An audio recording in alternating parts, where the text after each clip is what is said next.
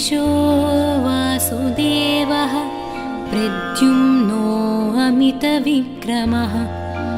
सङ्कर्षणो निरुद्धश्च शेषाद्रिपतिरेव च जनार्दनः पद्मनाभो वेङ्कटाचलवासनः सृष्टिकर्ता जगन्नाथो माधवो भक्तवत्सलः गोविन्दो गोपतिः कृष्णः केशवो गरुडध्वजः वराहो वामनश्चैव नारायणाधोक्षजः श्रीधरः पुण्डरीकाक्षः सर्वदेवस्तुतो हरिः श्रीनृसिंहो महासिंहः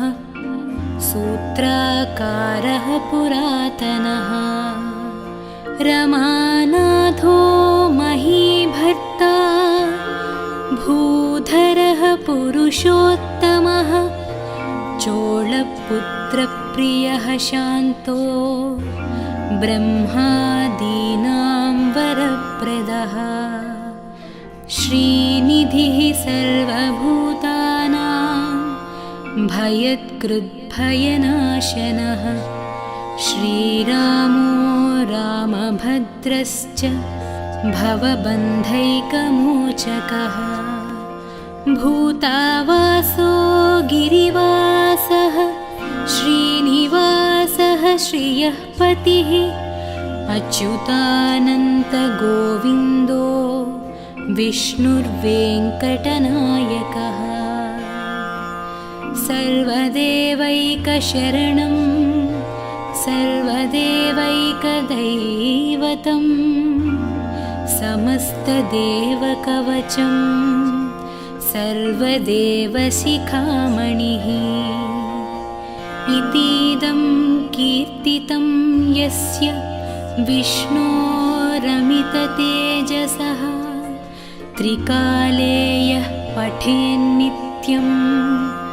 पापं तस्य न विद्यते राजद्वारे पठेद्घोरे सङ्ग्रामे रिपुसङ्कटे भूतसर्पपिशाचादिभयं नास्ति कदाचन अपुत्रो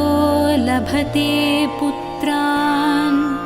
निर्धनो धनवान् भवेत्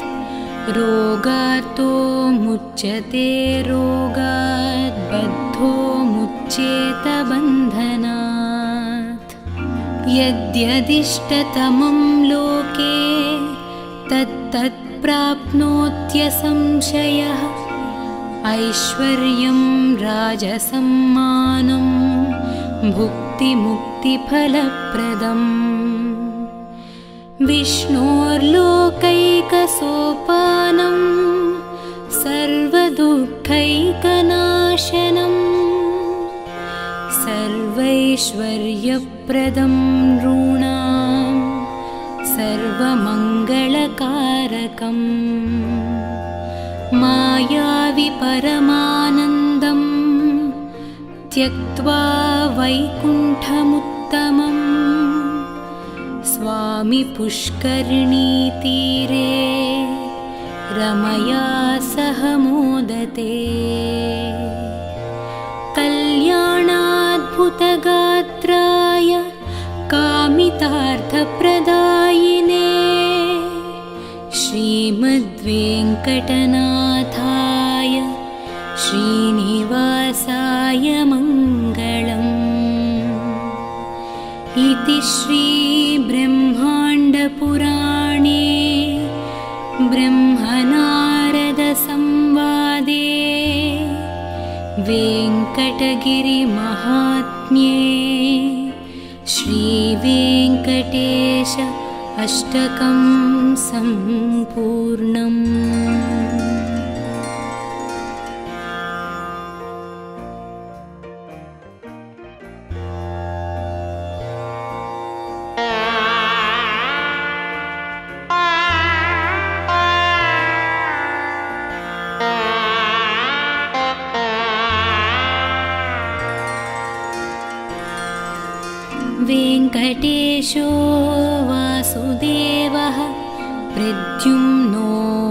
लोहितविक्रमः सङ्कर्षणो निरुद्धश्च शेषाद्रिपतिरेव च जनार्दनः पद्मनाभो वेङ्कटाचलवासनः सृष्टिकर्ता जगन्नाथो माधवो भक्तवत्सलः गोविन्दो गोपतिः कृष्णः केशवो गरुडध्वजः वराहो वामनश्चैव नारायणाधोक्षजः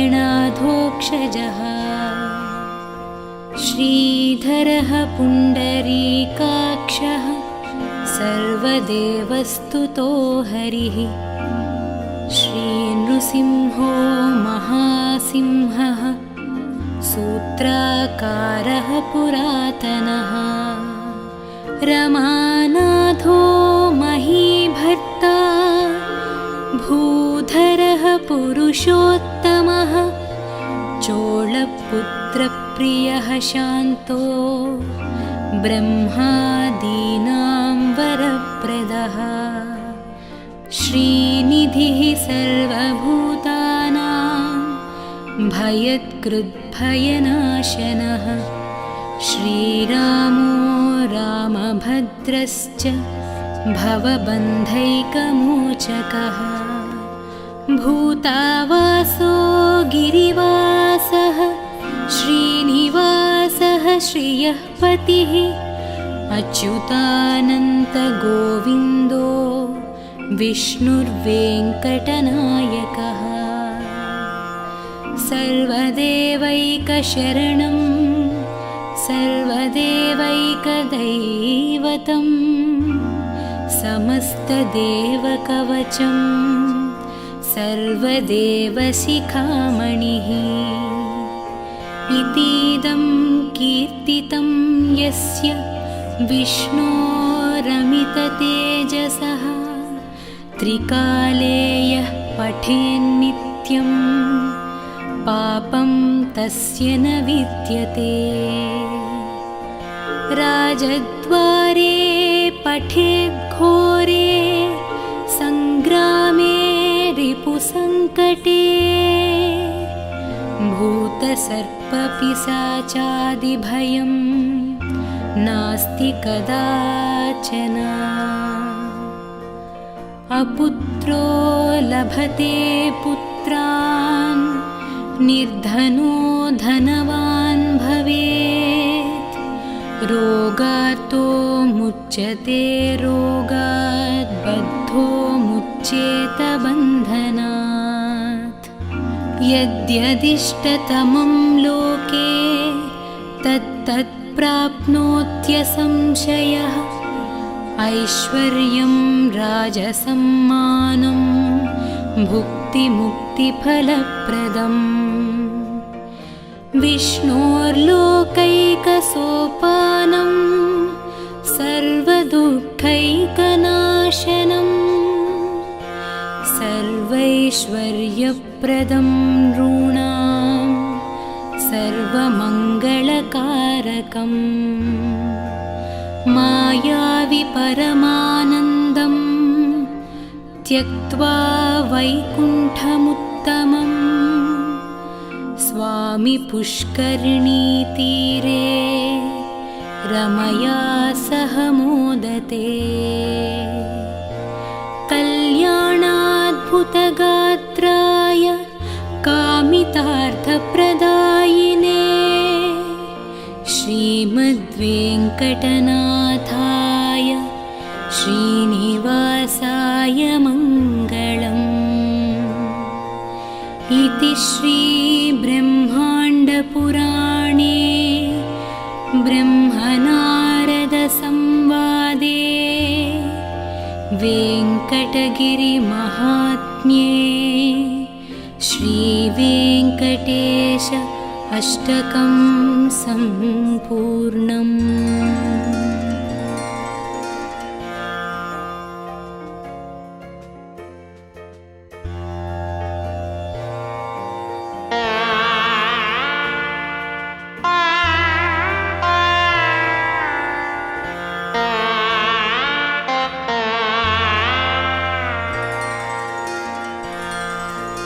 वेङ्कटेशो वासुदेवः प्रद्युम्नो अमितविक्रमः सङ्कर्षणो निरुद्धश्च शेषाद्रिपतिरेव च जनार्दनः पद्मनाभो वेङ्कटाचलवासनः सृष्टिकर्ता जगन्नाथो माधवो भक्तवत्सलः गोविन्दो गोपतिः कृष्णः केशवो गरुडध्वजः वराहो वामनश्चैव नारायणाधोक्षजः श्रीधरः पुण्डरीकाक्षः सर्वदेवस्तुतो हरिः श्रीनृसिंहो महासिंहः सूत्राकारः पुरातनः रमानाथो महीभर्ता भूधरः पुरुषोत्तमः चोळपुत्रप्रियः शान्तो ब्रह्मादीनां वरप्रदः श्रीनिधिः सर्वभूतानां भयत्कृद्भयनाशनः श्रीरामो रामभद्रश्च भवबन्धैकमोचकः भूतावासो गिरिवासः श्रीनिवासः श्रियः पतिः अच्युतानन्तगोविन्दो विष्णुर्वेङ्कटनायकः सर्वदेवैकशरणं सर्वदेवैकदैवतं समस्तदेवकवचं सर्वदेवशिखामणिः इतीदं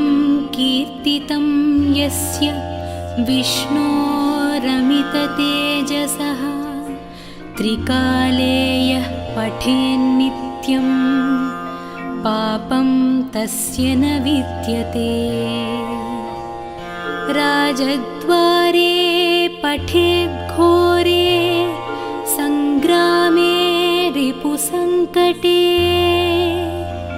भूतसर्पपिशाचादिभयं नास्ति कदाचन अपुत्रो लभते पुत्रान् निर्धनो धनवान् भवेत् रोगार्तो मुच्यते रोगात् बद्धो मुच्येत बन्धनात् यद्यदिष्टतमं लोके तत्तत् प्राप्नोत्यसंशयः ऐश्वर्यं राजसम्मानं भुक्तिमुक्तिफलप्रदम् विष्णोर्लोकैकसोपानं सर्वदुःखैकनाशनं सर्वैश्वर्यप्रदं नॄणां सर्वमङ्गलकारकम् मायावि परमानन्दं त्यक्त्वा वैकुण्ठमुत्तमं स्वामि पुष्करिणीतीरे रमया सह मोदते कल्याणाद्भुतगात्राय कामितार्थप्रदायिने श्रीमद्वेङ्कटनाथाय श्रीनिवासाय मङ्गलम् इति श्रीब्रह्माण्डपुराणे ब्रह्मनारदसंवादे वेङ्कटगिरिमहात्म्ये श्रीवेङ्कटेश अष्टकं सम्पूर्णम्।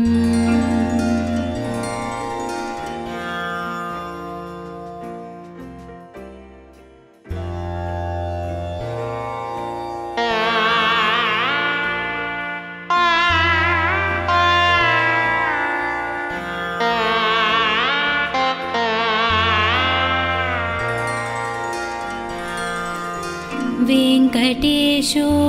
वासुदेवः प्रद्युम्नो अमितविक्रमः सङ्कर्षणो निरुद्धश्च शेषाद्रिपतिरेव च जनार्दनः पद्मनाभो वेङ्कटाचलवासनः सृष्टिकर्ता जगन्नाथो माधवो भक्तवत्सलः गोविन्दो गोपतिः कृष्णः केशवो गरुडध्वजः वराहो वामनश्चैव नारायणाधोक्षजः श्रीधरः पुण्डरीकाक्षः सर्वदेवस्तुतो हरिः श्रीनृसिंहो महासिंहः सूत्राकारः पुरातनः रमानाथो महीभर्ता भूधरः पुरुषोत्तमः चोळपुत्रप्रियः शान्तो ब्रह्मादीनां वरप्रदः श्रीनिधिः सर्वभूतानां भयत्कृद्भयनाशनः श्रीरामो रामभद्रश्च भवबन्धैकमोचकः भूतावासो गिरिवासः श्रीनिवासः श्रियः पतिः अच्युतानन्तगोविन्दो विष्णुर्वेङ्कटनायकः सर्वदेवैकशरणं सर्वदेवैकदैवतं समस्तदेवकवचं सर्वदेवशिखामणिः इतीदं कीर्तितं यस्य विष्णोरमिततेजसः त्रिकाले यः पठेन्नित्यं पापं तस्य न विद्यते राजद्वारे पठेद्घोरे सङ्ग्रामे रिपुसङ्कटे भूतसर्पपिशाचादिभयं नास्ति कदाचन अपुत्रो लभते पुत्रान् निर्धनो धनवान् भवेत् रोगार्तो मुच्यते रोगात् बद्धो मुच्येत बन्धनात् यद्यदिष्टतमं लोके तत्तत् प्राप्नोत्यसंशयः ऐश्वर्यं राजसम्मानं भुक्तिमुक्तिफलप्रदम् विष्णोर्लोकैकसोपानं सर्वदुःखैकनाशनं सर्वैश्वर्यप्रदं नॄणां सर्वमङ्गलकारकम् मायावि परमानन्दं त्यक्त्वा वैकुण्ठमुत्तमम् स्वामि पुष्करिणीतीरे रमया सह मोदते कल्याणाद्भुतगात्राय कामितार्थप्रदायिने श्रीमद्वेङ्कटनाथाय श्रीनिवासाय मङ्गलम् इति श्रीब्रह्माण्डपुराणे ब्रह्मनारदसंवादे वेङ्कटगिरिमहात्म्ये श्रीवेङ्कटेश अष्टकं सम्पूर्णम्।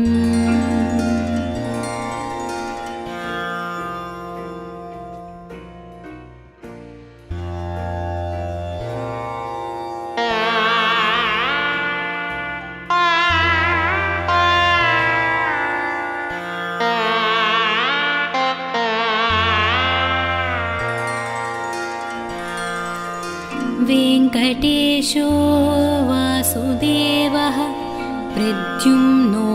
अमितविक्रमः सङ्कर्षणो निरुद्धश्च शेषाद्रिपतिरेव च जनार्दनः पद्मनाभो वेङ्कटाचलवासनः सृष्टिकर्ता जगन्नाथो माधवो भक्तवत्सलः गोविन्दो गोपतिः कृष्णः केशवो गरुडध्वजः वराहो वामनश्चैव नारायणाधोक्षजः श्रीधरः पुण्डरीकाक्षः सर्वदेवस्तुतो हरिः श्रीनृसिंहो महासिंहः सूत्राकारः पुरातनः रमानाथो महीभर्ता भूधरः पुरुषोत्तमः चोळपुत्रप्रियः शान्तो ब्रह्मादीनां वरप्रदः श्रीनिधिः सर्वभूतानां भयत्कृद्भयनाशनः श्रीरामो रामभद्रश्च भवबन्धैकमोचकः भूतावासो गिरिवासः श्रीनिवासः श्रियः पतिः अच्युतानन्तगोविन्दो विष्णुर्वेङ्कटनायकः सर्वदेवैकशरणं सर्वदेवैकदैवतं समस्तदेवकवचं सर्वदेवशिखामणिः इतीदं कीर्तितं यस्य विष्णोरमिततेजसः त्रिकाले यः पठेन्नित्यं पापं तस्य न विद्यते राजद्वारे पठेद्घोरे सङ्ग्रामे रिपुसङ्कटे भूतसर्पपिशाचादिभयं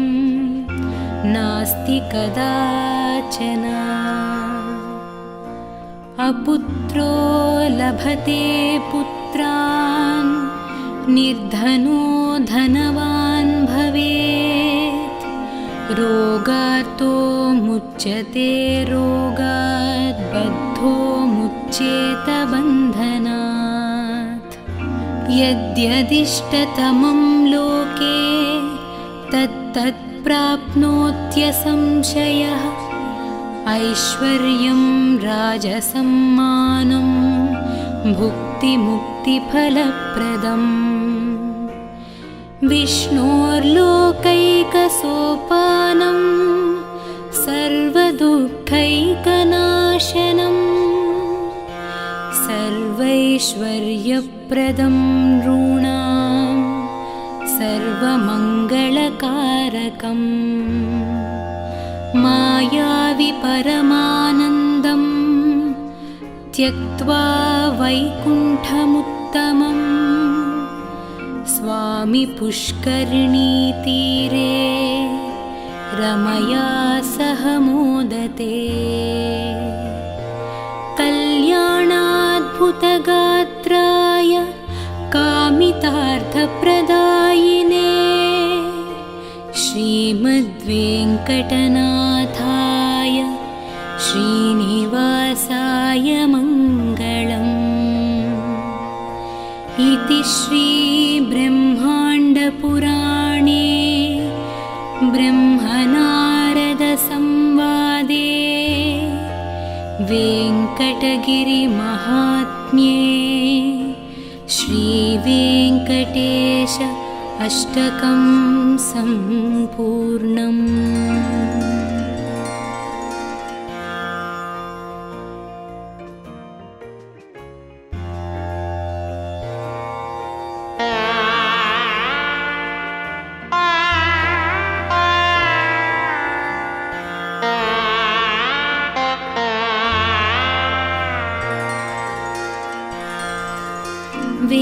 वेङ्कटेशो वासुदेवः प्रद्युम्नो अमितविक्रमः सङ्कर्षणो निरुद्धश्च शेषाद्रिपतिरेव च जनार्दनः पद्मनाभो वेङ्कटाचलवासनः सृष्टिकर्ता जगन्नाथो माधवो भक्तवत्सलः गोविन्दो गोपतिः कृष्णः केशवो गरुडध्वजः वराहो वामनश्चैव नारायणाधोक्षजः श्रीधरः पुण्डरीकाक्षः सर्वदेवस्तुतो हरिः श्रीनृसिंहो महासिंहः सूत्राकारः पुरातनः रमानाथो महीभर्ता भूधरः पुरुषोत्तमः चोळपुत्रप्रियः शान्तो ब्रह्मादीनां वरप्रदः श्रीनिधिः सर्वभूतानां भयत्कृद्भयनाशनः श्रीरामो रामभद्रश्च भवबन्धैकमोचकः भूतावासो गिरिवासः श्रीनिवासः श्रियः पतिः अच्युतानन्तगोविन्दो विष्णुर्वेङ्कटनायकः सर्वदेवैकशरणं सर्वदेवैकदैवतं समस्तदेवकवचं सर्वदेवशिखामणिः इतीदं कीर्तितं यस्य विष्णोरमिततेजसः त्रिकाले यः पठेन्नित्यं पापं तस्य न विद्यते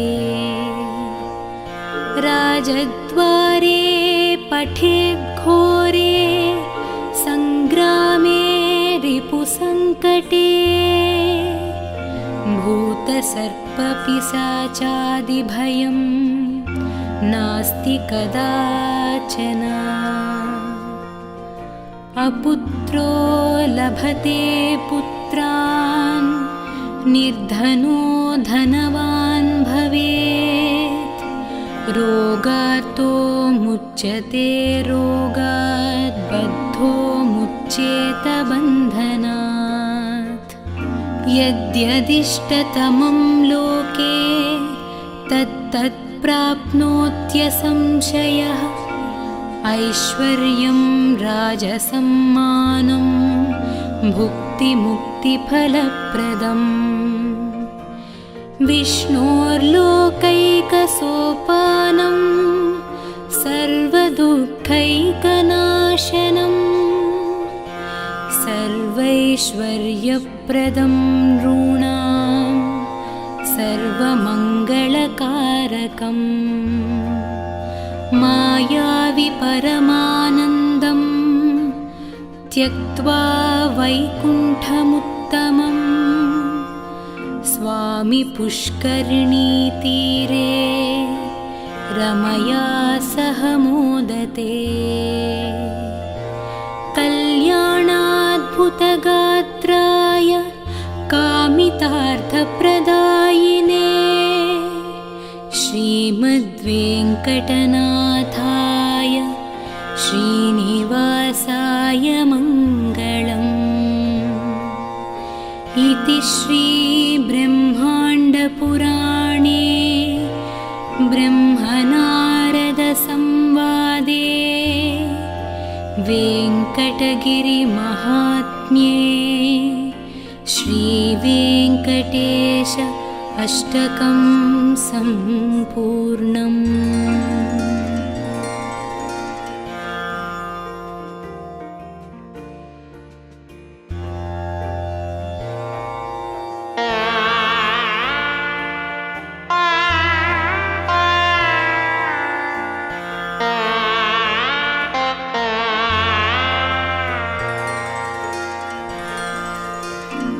वेङ्कटेशो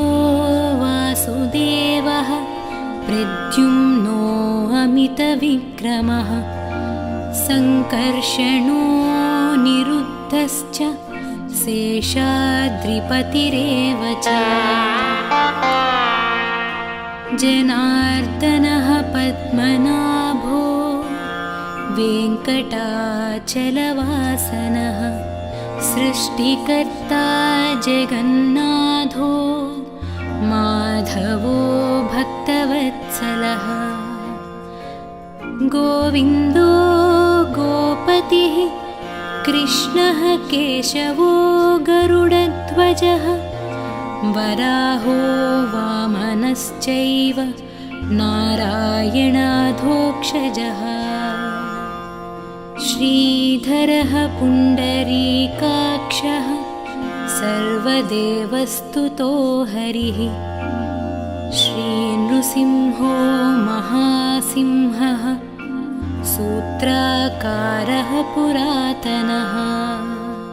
रमानाथो महीभर्ता भूधरः पुरुषोत्तमः चोळपुत्रप्रियः शान्तो ब्रह्मादीनां वरप्रदः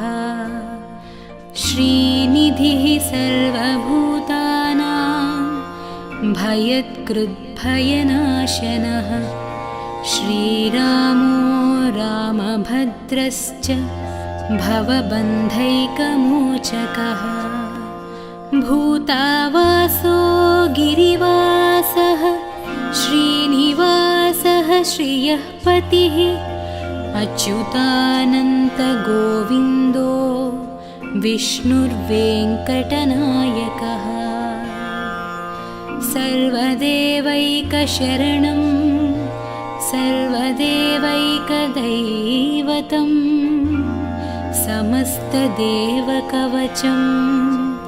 सर्वदेवशिखामणिः इतीदं कीर्तितं यस्य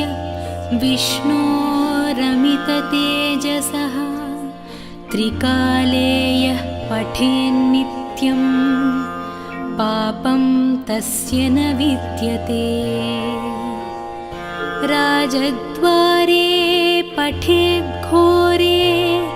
सङ्ग्रामे रिपुसङ्कटे भूतसर्पपिशाचादिभयं नास्ति कदाचन अपुत्रो लभते पुत्रान् निर्धनो धनवान् भवेत् रोगार्तो मुच्यते रोगात् बद्धो मुच्येत बन्धनात् यद्यदिष्टतमं लोके तत्तत् प्राप्नोत्यसंशयः ऐश्वर्यं राजसम्मानं भुक्तिमुक्तिफलप्रदम् विष्णोर्लोकैकसोपानं सर्वदुःखैकनाशनं सर्वैश्वर्यप्रदं नॄणां सर्वमङ्गलकारकम् मायावि परमानन्दं त्यक्त्वा वैकुण्ठमुत्तमं स्वामि पुष्करिणीतीरे रमया सह मोदते कल्याणाद्भुतगात्राय कामितार्थप्रदायिने श्रीमद्वेङ्कटनाथाय श्रीनिवासाय मङ्गलम् इति श्रीब्रह्माण्डपुराणे ब्रह्मनारदसंवादे वेङ्कटगिरिमहात्म्ये श्रीवेङ्कटेश अष्टकं सम्पूर्णम्।